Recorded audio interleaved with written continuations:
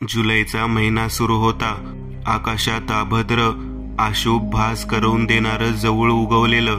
मध्येच त्या काळ्या जवळाच्या ढगांमध्ये एखादा दोनमुखी सैतान ओरडावा तशी कामिनी उर्फ वीज कडाडत होती. पावसाच्या पाण्याने मातीच्या रस्त्यांना चिखलाचं रूप दिलेलं. त्या रस्त्यावरून जर कधी अंत्ययात्रा गेली तर मैतासहित तिरडी खाली पडली असती. शेतांवरच्या बांधावर हिरवं रान गवत उगवलेलं. त्या गवतात विषारी सर्प सावजाच्या प्रतीक्षेत दबा धरून बसला होता. दिवसाचा प्रकाश काळ्या ढगांनी अडवून धरला होता. वातावरणात सुतकी मळप पसरलं होतं, जसं की निसर्ग काहीतरी सांगू पाहत आहे. कोणीतरी वारणार आहे, आज कोणाची तरी डेथ होणार आहे. श्रीरंगपूरच्या गावाबाहेर वेशीपासून 5 मिनिटांवरच मुंबईला जाणारा हायवे आहे. हायवेच्या रस्त्याच्या बाजूला एक बस स्टॉप आहे जिथे बस थांबते. बस स्थानकाच्या बाजूलाच जरा दूर टकलू आणि हेकण्या चिंत्या मामाची चहाची टपरी होती. त्याचे दोन्ही डोळे हेकणे होते. समोरच्याला तो कोणाकडे पाहून बोलतोय हेच कळत नसायचं, जसं की सदावर तेच समजा. चिंत्यामाची टपरी म्हणजे 10 बाय 10 मध्ये 4 बांबू उभे केले होते. त्या बांबूंना 4ही बाजूंनी पत्रे ठोकले होते. टपरीला वर छप्पर म्हणून कौल होती. टपरीच्या डाव्या बाजूला जरा दूर रस्त्यावर लाईटचा खांब होता. त्या खांबावर आकडा टाकून चिंत्या मामाने लाईट चोरली होती. टपरीत एक पिवळा बल्ब पेटलेला, ज्याने सारी टपरी उजळून निघालेली. बल्ब खाली एक टेबल होतं, त्यावर एक गॅस स्टोव्ह होता, त्यावर एक टोपशी होती. बाजूलाच 3-4 नानखट, बिस्किट, शिळेस, खारीने भरलेल्या भरण्या होत्या. त्यातून चहाचा खमंग वास वाफेसहित बाहेर येत होता. 2 डोळ्यांच्या हेकण्या टकलू, चिंत्या मामा स्टोव्ह समोर उभं राहून चमच्यामार्फत चहा ढवळत होता. तोच टपरी समोर एक सायकल येऊन थांबली. सायकलवर राजा आणि बाळ्या, दोघेही 25शीतले तरुण बसले होते. दोघेही श्रीरंगपूरमधील बेरोजगार अशिक्षित तरुण. दोघांचेही घराने जन्मजात श्रीमंत. मग कसलं आलं कामधाम करणं. दिवसभर उनाडग्या करत गावभर फिरायचं. कधी वाटलंच तर मुंबईला जायचं. आज मात्र दोघेही इथे हेकण्या चिंत्या मामाकडे चहा प्यायला आले होते. राजाने आपली सायकल पाऊस पडलं तर भिजणार नाही अशा अवस्थेत टपरीच्या एके बाजूला स्टँडला लावली. दोघेही रिकामटेकडे येऊन टपरीच्या पुढ्यात असलेल्या बाकड्यांवर बसले. ए चिंत्या मामा, 2 कटिंग दे. बाळ्याने फरमाईश सोडली. चिंत्या मामाने त्यावर मान हलवत टोपशीतली चहा गाळणीमार्फत गाळून 2 काचेच्या ग्लासात ओतलं. काचेचे ग्लास चॉकलेटी चहाने भरले. ग्लासच्या मुखातून गरम वाफ निघत होती. चिंत्या मामाने दोन्ही चहाचे ग्लास उचलून एक एक ग्लास राजा बाळ्याकडे सोपवलं. दोघेही झुरके घेत चहा पिऊ लागले. तोपर्यंत टपरीच्या बाजूला असलेल्या बसस्थानकावर एक लालपरी बस येऊन थांबली. बसच्या उघड्या दरवाजातून श्रीरंगपूरची माणसं उतरली. तशी लालपरी आली तशी इंजिनचा घरघराट वाजवत धुरळा उडवत निघून गेली. राजा बाळ्या दोघेही चहा पिता पिता समोर पाहत होते. बसस्थानकावर 6 माणसं उतरलेली दिसत होती. त्यातली 4 जण गावात निघून गेली तर उर्वरित 2 चिंत्या मामाच्या टपरीवर आले. अंगात पांढरे शर्ट, खाली पांढरी विजार, डोक्यावर टोपी अशी ती 2 माणसं होती. ए चिंत्या, 2 चाय दे रे. त्यातला एक माणूस म्हटला. चिंत्या मामाने त्यावर मान हलवत टोपशीतली चहा गाळणीमार्फत गाळून 2 काचेच्या ग्लासात ओतलं. काचेचे ग्लास चॉकलेटी चहाने भरले. ग्लासाच्या मुखातून गरम वाफ निघत होती. चिंत्या मामाने दोन्ही चहाचे ग्लास उचलून एक एक ग्लास त्या 2 माणसांकडे सोपवलं. काय मग पांड्या काका, कुठे गेला होता तेवढं नटून थटून? बाळ्याने विचारलं. गेलो होतो जरा शहरात. पांडू काकाने जास्त भाव न देता सांगितलं. हे रिकाम टेकडे बेरोजगार, जास्त बोलत बसलो तर नुसत्या चांभार चौकशा करत राहणार. हे त्यांना ठाऊक होतं, परंतु तोच राजा जरा पटकन मस्करीच्या स्वरात म्हटला, काय व काका, शेरात कशाला? नईन बायको बघाला का? राजाच्या वाक्यावर बाळ्या खदाखदा हसला, परंतु पांड्याच्या मात्र नाकातोंडातून गरम चहा बाहेर आला. ठसका लागल्यासारखं जरा खोकत, तोंड पुसत पांड्या काकाने जरा रागात ह्या दोघांकडे पाहिलं, परंतु त्यांचा सुद्धा नाईलाज होता की ते ह्या वाया गेलेल्या ब्यादांना मारू किंवा उलट बोलू शकत नव्हते, कारण बापलेक पैशावाले होते. पांडू त्यांच्या हाताखाली कामाला होता. आधीच एक बायको घरी असताना दुसरी कशा पाय आणू मी? पांड्या जरा रागातच इतकंच म्हटला, मग कुठे गेलेलात ते तरी सांगा? मुंबईला, बाळ्याने दात काढत विचारलं. गेलतो मित्राला बघायला. का हो पांडू काका, आता बाई सोडून बाप्या गळ्यात बांधायचं ठरवलं का? राजाने पुन्हा मस्करी केली. ह्यावर चिंत्या मामा, बाळ्या आणि पांडू काका बरोबर असलेला गावकरीही खदाखदा हसला. पांडू काकाची मात्र तळपायाची आग मस्तकात गेली होती, तरी सुद्धा कसं तरी त्यांनी स्वतःवर कंट्रोल ठेवलं. मित्राला लग्नासाठी बघायला गेलो नव्हतो, तर त्याला भूतनीनं मारलं म्हणून बघाया गेलतो, पांडू काका एका दमात म्हटले. त्यांच्या त्या वाक्यावर टपरीत एक शांतता पसरली. चिंत्या मामा, राजा, बाळ्या तिघेही पांडू काकाकडे एकटक पाहत होते. फक्त हेकण्या चिंत्या मामाची नजर तेवढी कुणाकडे पाहतीये ते समजत नव्हती. काय हो काका, मुंबईवरून देशी चपटी ढोसून आलायसा, तरी अजून उतरली नाही होय? बाळ्याने चहाचा ग्लास रिकामा केला. बाळासाहेब, पांड्या खरंच बोलतोया, जाम बेकार हाणले भूतानं त्याच्या मित्राला. पाटणाची हातापायाची सालटी कांद्यावानी सोलून काढलिया, कुत्र्यावानी फोडले बिचाऱ्याला.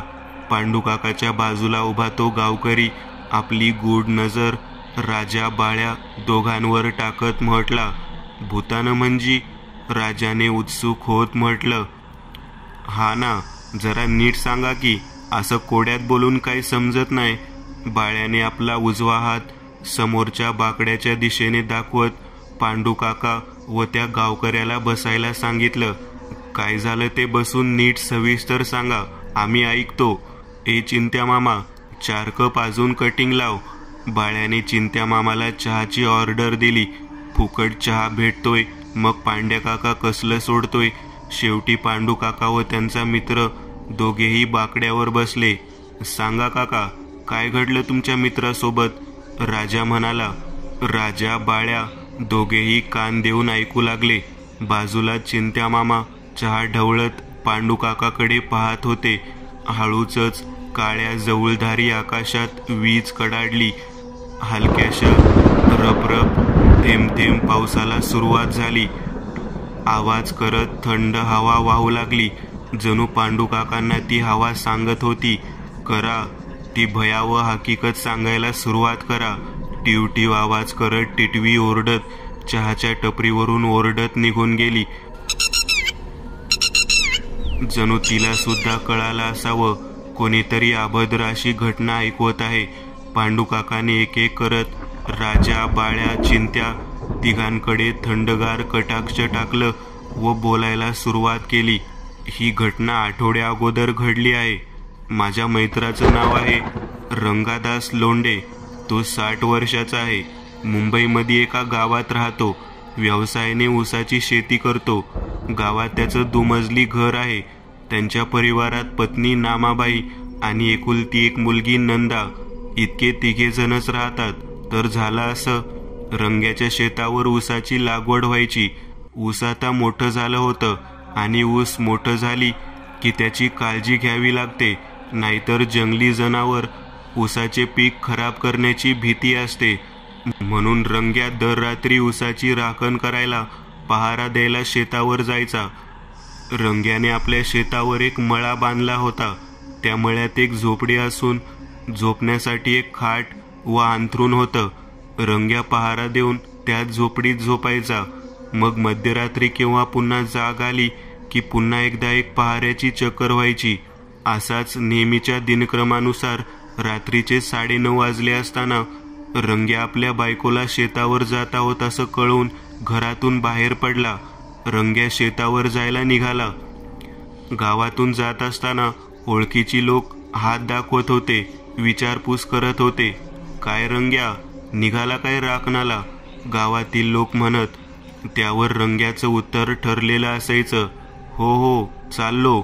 रंग्याचं शेत तसं म्हणायला गावापासून 3 किलोमीटर अंतरावर होतं आणि शेताच्या अवतीभोवताली जंगली माळरानाची हद्द होती, ज्याने जंगलातल्या प्राण्यांची ऊसाचे पीक खराब करण्याची फार भीती होती. रंग्याने आपल्यासोबत एक टॉर्च आणि थंडीपासून वाचण्यासाठी खांद्यावर एक काळी घोंगडी घेतली होती. जंगली प्राण्यांच्या हल्ल्यापासून वाचण्यासाठी संरक्षणाखातर एक धारदार पातीचा कोयता घेतला होता, तर एक पाण्याची बाटली सुद्धा सोबत होती. 10-20 मिनिटात रंग्याने गावची वेस ओलांडली. गावची घरे दारे, माणसांची रेलचेल सर्व काही आता मागे पडलं होतं. रंग्याशी गावचा गोंगाट, घरातली उजेड, ऐन मानवी वस्तीचे सर्व नाते तुटले होते. मानवी हालचाली थांबून ठप्प झाल्या होत्या. आता या रात्रीच्या भयावह हालचालींची साथ रंग्या समवेत होती. आता रंग्या एकटा होता. सोबत होती ती फक्त आकाशात उगवलेल्या चंद्राच्या प्रकाशाची, रातकिड्यांची करकर, फिरत्या भसाड्या आवाजाची. रंग्याने गावाची वेस ओलांडली तेव्हा त्याच्या डाव्या बाजूला गावातल्या मुसलमान लोकांचं शवदफन भूमी होती. आज गावातली फातिमा चाची, वय 80, सकाळी वारल्या होत्या. त्यांची नुकतीच खणलेली कबर, तो मातीचा ढीग, त्यावर टाकलेले गजरे दिसत होते. त्या कबरेजवळून पांढऱ्या धुक्याचे मंद पुंजके वाहत जात होते. एखाद्या भयपटाला लाजवेल असं दृश्य. रंग्याने त्या दफनभूमीच्या उघड्या गेटमधून 2 सेकंदच तिथे पाहिलं व आला तसा तिथे न थांबता पुढे निघून गेला. पायाखालचा रस्ता ओळखीचा होता, परंतु ही ओळखीची वाट आज अनोळखी वाटत होती. दोन्हीतर्फे उन्हाच्या झळ्यांनी सुकलेलं हिरवं गवत जमीनदोस्त झालेलं दिसत होतं. असं वाटत होतं जणू त्या झोपलेल्या गवताच्या फुगवट्यात काहीतरी लपलं आहे, आत्ताच बाहेर येईल. रातकिड्यांची किरकिर कानात ऐकू येत होती. हलकीशी थंडी अंगाला झोंबत होती. वाऱ्याचा घोंगावण्याचा आवाज कानी पडत होता. हातातल्या टॉर्चच्या पिवळसर उजेडासमोरून धुके सरत जात होते. त्या पिवळ्या उजेडात रंग्या आपला मार्ग हेरत चालत होता. टॉर्चच्या पिवळसर उजेडात खालची लाल माती दिसत होती. आजूबाजूला निर्मनुष्य भाग असल्याने जमिनीवर रेंगाळणाऱ्या किड्यांना फिरायला कसलेच बंधन उरले नव्हते, कारण रंग्याच्या पुढ्यातूनच एक काळाकुट्ट जहरीला नाग अगदी बिनधास्त होऊन सरपटत उजवीकडून गवतातून आला व डावीकडच्या गवतात आत निघून गेला. 10-15 मिनिटे चालून झाल्यावर शेवटी रंग्या शेतावर पोहोचला. रंग्याचं शेत 1.5 एकरवर पसरलेलं होतं आणि पूर्णतः शेतात ऊसाची लागवड केलेली होती. ऊसाच्या मोठमोठ्या कांड्यांनी पूर्णतः शेत झाकलं होतं. रंग्याने हातात असलेल्या बाटलीत पाणी काढून पिलं. पाणी प्यायल्याने त्याला जरा तरतरी आली. तसंही गावातून शेतावर येईपर्यंत चांगलीच दमछाक झाली होती. रंग्या जरा वेळ शेतातल्या एका दगडावर बसला. खरं तर तो मळ्यातच जाणार होता, परंतु मळा जरा लांब होता. त्यासहितच मळ्यातलं खाटेवरचं अंथरूण पाहिलं की त्याला लागलीच झोप येई. रंग्या एका दगडावर बसलेला. मागे एक उंच आंब्याचं झाड होतं. झाडाच्या खाली रंग्याच्या अंगावर पडली होती. आजूबाजून मुलखाच्या काळ्या अंधाराने वातावरणात निळा काळा रंग पोतला होता. हलकीशी थंडी आणि रातकीटकांची किरकिर कानांना ऐकू येत होती. रंग्याने दगडावर बसून बाटलीचं झाकण खोललं व तोंड वर करून पाणी पिलं. मग एक नजर आजूबाजूला टाकत पाहत पाहिलं. नागड्या निळसर आकाशात चकचकते स्फटिक प्रभेद तारे टिमटिमत चकाकत होते. भल्या मोठ्या आकाशात तो गोल चंद्राचा चेहरा जणू पांढरी चेटकिनीचं थोबाड दिसत होतं. जे आपल्याकडे पाहून हसतंय असा भास रंग्याला होई. चंद्राच्या भूतलावर निळसर शाईचा प्रकाश पडलेला. त्यात ती शेत आणि त्या शेतांमधून वाहत जाणारं धुकं दिसत होतं. त्या धुक्यात जरी कोणी उभं राहिलं तरी रंग्याला काहीही कळणार नव्हतं. मग ते हिंस्र प्राणी असेल किंवा अमानवीय ब्याद, मृत अशी जिला कसल्याच भावना नसतील. रंग्या दगडावर बसला होता. समोरच्या दृश्याला पाहता मन खेचलं गेलं होतं. दृष्टी त्या रात्रीच्या भेसूर घडणाऱ्या चित्रफितीला पाहत होती. रंग्याच्या उजव्या कानामागून आंब्याच्या झाडाचं खोड दिसत होतं. त्याच खोडामागून चेहरा बाहेर आला. काळ्या सावलीत सुद्धा त्या चेहऱ्यावरची पांढरी मृतकांती भेसूर ठळकपणे उजळून दिसत होती. पाहणाऱ्याला लागली समजेल हे तर मेलेलं मृतिक्षिक मड आहे. भूत, प्रेत, हाडळ, जखीन ह्या श्रेणीतलं काहीतरी आहे. मानवी मनाला अज्ञात अस्तित्वाची प्रचिती लागलीच कळते. मनाला त्या उपस्थितीची जाणीव चेतातंतू करून देतात. सिक्स्थ सेन्सची ऊर्जा त्याच क्षणाला कार्यरत होते व ते अनामिक अमानवीय अस्तित्व निदर्शनास येतं. रंग्याला आपल्या मागे काहीतरी उभा असल्याची तीव्र जाणीव झाली. कोणीतरी चोरट्या नजरेने पाहत आहे असं वाटू लागलं. रंग्याने 2 सेकंद आपल्या सर्वांकडे पाहत डोळे मिचकावले. घरकन वळून मागे पाहिलं. नजरेला तो खोड दिसला आणि त्या खोडामागे काहीतरी काळशार सावलीसारखं वेगाने आत गेल्याचा भास झाला. जणू कोणीतरी आपल्याला पाहून आताच खोडाआड लपलं आहे. रंग्या जागेवरून उठला. खोडापाशी चालत आला व खोडामागे झाकून पाहिलं. तिथे कोणीही नव्हतं. भास झाला असेल. रंग्याने मनोमन दिलासा देत उच्चारला. 15-20 मिनिटं झाली होती तसा तो रंग्या शेताला चक्कर मारायला निघाला. आकाशातल्या चंदेरी रंगाच्या चंद्राचा प्रकाश चौदिशेंना पडला होता. रंग्याच्या शेताबाजूलाच अजून खूप साऱ्या पडीक जमिनी होत्या, परंतु सर्व गुप्ता, मिश्रा, शर्मा मोठमोठ्या बिल्डरांना विकलेल्या. आता ती विकलेली माणसं भिकेला लागली होती. शेतापासून 1 किलोमीटर अंतरावर जंगल आणि मोठमोठे डोंगर दिसत होते. दिवसा छान दिसणारा हा डोंगर दऱ्यांचा विहंगम दृश्य आता रात्रीच्या काळोखात कल्पनेमार्फत एक भयावह रूपाचं सोंग घेऊन स्मृतीपटलावर उमटत दिसत होतं. चंद्राच्या उजेडात ती झाडे, त्या टेकड्या काळसर दबा धरून बसलेल्या सैतानी हिंसक भुकेजल्या श्वापदासारखी वाटत होती, जी केव्हाही अंगावर धावून येतील आणि क्षणिक आपला हाडमासांचा फडशा पाडतील. रंग्याने एका हातात कोयता आणि दुसऱ्या हातात टॉर्च घेतली. रंग्या आपल्या शेताला 4ही दिशेने पहारा द्यायला निघाला.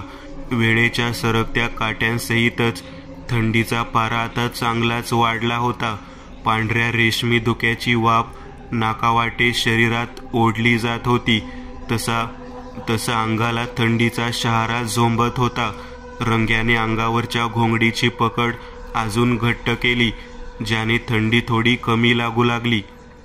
रंग्याच्या हातात असलेली टॉर्च दूर दूर पसरलेल्या मुलखाच्या अंधारातून मार्ग काढत त्याला समोरचं दृश्य दाखवत जात होती.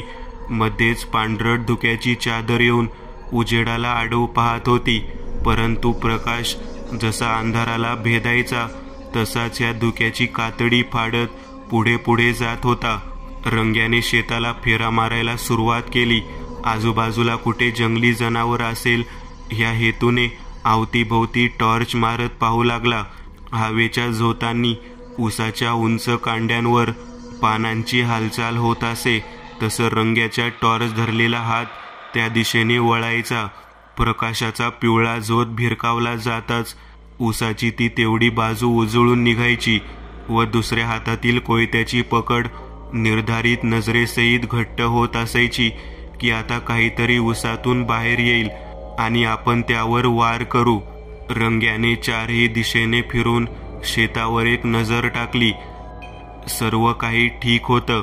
कुठेही जंगली प्राण्याचं अस्तित्व दिसत नव्हतं. आता मळ्यावर जायला काही हरकत नव्हती. अंथरून पाहून पाय पसरावं थोडा आराम करावं असं ठरवून तो मळ्याच्या दिशेने निघाला. असं म्हणतात, थंड हवेचे झोत दूरदूरचे आवाज आपल्या सहित सोबत वाहून आणतात, कारण जंगलातच कुठेतरी गूढ गर्भात एका हिंस्र श्वापद लांडग्याची विवळ फुटली. मध्यरात्रीच्या समयी आता थंडीचा जोर खूप वाढला होता. अवतीभवती गडद धुकं जमा झालं होतं. ज्या धुक्यात कोणी हात घालून उभं राहिलं तर समजणार नाही. रंग्याने हातात असलेल्या टॉर्चला पेटवलं. पिवळसर प्रकाश गोळा अंधाराला चिरत पुढे गेला. मध्यरात्रीची भयान स्मशान शांतता पडली होती. रातकिड्यांची किरकिर तेवढी संत गतीने सुरू होती. मध्येच कुठून तरी घुबडाचा घुतकार, तर कधी मृत्यू संदेश देणाऱ्या टिटवीचा गुंजता आवाज ऐकू येत होता. अंधारात उसाच्या कांड्या सैतानी बुजगावण्याचं रूप धारण करून उभ्या आहेत असं भासत होतं. रंग्या शेताच्या बांध्यावरून मळ्याच्या दिशेने चालत जात होता. मागे पाहता काळ्या कुट्ट झाडांचं घनदाट जंगली रान दिसून येत होतं. जिकडे नजर जाईल तिकडे फक्त आणि फक्त स्तब्ध उभी झाडे दिसत होती. रंग्याच्या उजव्या हाताला उसाच्या कांड्या होत्या. त्याच उसाच्या कांड्यामधून तो पांढरा पिठासारखा नग्न देहाचा आकार हळूहळू रंग्याच्या गतीने जोडीने पुढे पुढे जात होता. फक्त फरक इतकाच की रंग्याची पावले जमिनीवर पडत हालत होती, तर त्या ध्यानाची हवेत तरंगत उडत पुढे येत होती. अंधारात तो पांढऱ्या रंगाचा आकार मंद गतीने फिरताना होता. तोच रंग्याची नजर उजव्या दिशेला वळाली. दिसला म्हणजे तो भूत रंग्याला दिसला. राजाने पांड्याकडे उत्सुक नजरेने पाहिलं. तितक्यात हेकण्या चिंत्या मामाने 4 कप चहा ट्रेमध्ये आणला. एक एक ग्लास चौघांना दिला. पांड्याने चहाचा झुरका घेतला व गूढ उत्सुकतामय नजरेने राजा बाळ्याकडे पाहिलं. त्याची ती नजर गोष्टीची उत्सुकता ताणत होती. तोच पांडूने बोलायला सुरुवात केली. रंग्याची नजर जशी त्या ध्यानावर गेली, रंग्याची पावले जागीच गोठली व उसाच्या कांड्याभोवताली उभा तो आकार सुद्धा जागीच थांबला. रंग्या एकटक न समजून त्या आकाराला पाहत होता. कोण आहे? रंग्याने आवाज दिला. त्याला वाटलं चोर आहे, कारण पांढऱ्या आकारातली ती सावली हुबेहूब मानवासारखी होती. पण दूर असल्याने रंग्याला गोष्ट कळाली नाही की त्या आकाराला चेहराच नाहीये. हात पाय असतील, पण चेहऱ्यावरचं नाक, गाल, कान, तोंड असं काहीच नव्हतं. सपाट चेहरा होता, अगदी रबरासारखा सपाट, कसलेच आकार उकार नसलेला. रंग्या तावा चालत त्या आकारापाशी पोहोचला. तोवर त्या आकाराने तोंड दुसरीकडे वळवलं. त्या आकाराजवळून पांढऱ्या धुक्याची लाट वाहत जात होती. मध्येच असा भास होई की ते आकार धुक्यात नाहीसं होतंय, पण रंग्याने मारलेली देशी चपटीच्या नशेने त्याला ह्या दृश्याची भूळ पडली असावी. नशेने माणसाला धीर, हिम्मत फार येते. त्याचाच हा काहीसा नमुना असावा. पण हीच हिम्मत रंग्याला आपल्या जीवावर बेतणार आहे हे कुठे ठाऊक होतं. रंग्या त्या आकारापाशी पोहोचला. उसाची चोरी करायला आलेला हा चोर आहे ही गोष्ट जशी रंग्याच्या डोक्यात शिरली, रंग्याचा राग उफाळून वर आला. अरे मादरचोत, भोसरीच्या, तुला माझाच ऊस चोरी करायला भेटला काय? रंग्याने त्या आकाराला शिव्यांची मेजवानी वाहिली आणि तोच हवेच्या वेगानं पिसाळलेल्या सापासारखी त्या ध्यानाने मान मागे वळवली. तो बिना आकाराचं थोबाड पाहून रंग्याच्या हातातला तो कोयता गळून खाली पडला आणि मग एक क्षण असा आला की त्याच्या पूर्णतः देहावरचं हिमतीचं कवच ढासळलं. हात पाय लटालटा कापायला सुरुवात झाली. बाबाओ, रंग्याने उजव्या हाताचा तळवा तोंडावर मारत बोंब ठोकली. मागे वळून तो पळणार तेवढ्या त्या ध्यानाने रंग्याचा पाय पकडला. ते ध्यान खुदकन हसलं. त्याला तोंड नव्हतं, पण ते हसलं. सपाट चेहऱ्यावर आत दात विचकणार एक जबड्याचा आकार तयार होत हसू विरताच नाहीसा झाला. धप आवाज करत रंग्या तोंडावर कोसळला. एखाद्या रिकाम्या निर्जीव काठीसारखं त्या ध्यानाने उसाच्या शेतातून जमिनीवरून रंग्याला फरफटत न्यायला सुरुवात केली. उसाच्या कांड्याचे फटके अंगाला बसत होते. मुका मार लागत होता. खालच्या दगडधोंड्याने कपडे फाटले. कपड्यांच्या चिंध्या झाल्या. रंग्या जीवाच्या आकांताने ओरडत सोडून द्यायची भीक मागत होता. पण ते ध्यान त्याच्या त्या दयनीय अवस्थेवर अजूनच जोश आल्यागत ते ध्यान रंग्याला अजूनच जोरात फरफटत वडत नेत होतं. शेतावरच्या बांध्यावरून त्या ध्यानाने एका सरळ रेषेत रंग्याला रानात फरफटत नेलं. काट्याकुट्यातून फरफटत फिरवलं. रंग्या आता ओरडायचा प्रयत्न करत होता, पण भीतीने घशातून आवाजच बाहेर पडतच नव्हता. मग अचानक एक ओळखीची हाक आली. रंग्या हरामखोर, वापस शिव्या देशील का? रंग्याचे डोळे उजव्या बाजूला गेले. त्या हाकेच्या दिशेने फिरले. समोर एक भगवा लुगडा नेसलेली, चेहऱ्यावरची त्वचा वय झाल्याने सुरकुतलेली व डोक्यावरचे पांढरट केस पिंजारलेले अशी एक जक्कड म्हातारी उभी दिसली.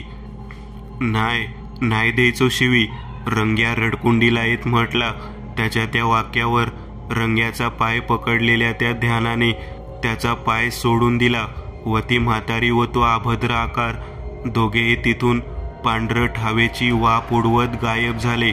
चहाचा शेवटचा घोट घेत पांडूने कप बाजूला बाकड्यावर ठेवला आणि जागेवरून उठला. जाऊ लागला. राजा बाळ्या दोघेही न समजून त्याच्याकडे पाहत होते. ओ पांडू काका, कुठं चाललात? एंडिंग आहे का नाही स्टोरीला? का KGF 3 सारखं थांबवून ठेवताय? राजाने विचारलं. एंडिंग द्यायला स्टोरी खोटी लागती, पण ही खरी आहे. ती बाई म्हणजे राखणदारीण होती. रात्रीचा राखणीचा फेरा सुरू होता तिचा आणि तिलाच रंग्यानं पाहून शिवी दिली होती. म्हणून तिनं रंग्याला फरफटत नेलं, फकस्त मारलं नाही. रंग्याने माफी मागितली म्हणून सोडून दिलं तिनं, नाहीतर खरंच गोष्टीला एंडिंग भेटली असती. एवढंच बोलून पांडुबुवा आणि त्याचा सहकारी टपरीतून निघून गेले. चांगली गोष्ट होती. बाळ्याने राजाकडे पाहिलं. चहाचा कप बाजूला ठेवला. चिंत्या काका, चहाचे पैसे उधारीत लिहून ठेवा, राजा म्हटला व निघून गेला. ते दोघेही चिंत्याला रस्ता क्रॉस करताना दिसत होते. तोच हेकण्या चिंत्या मामा पुटपुटत म्हटला. आईची ह्यांच्या उधारीच्या फुकटे साले.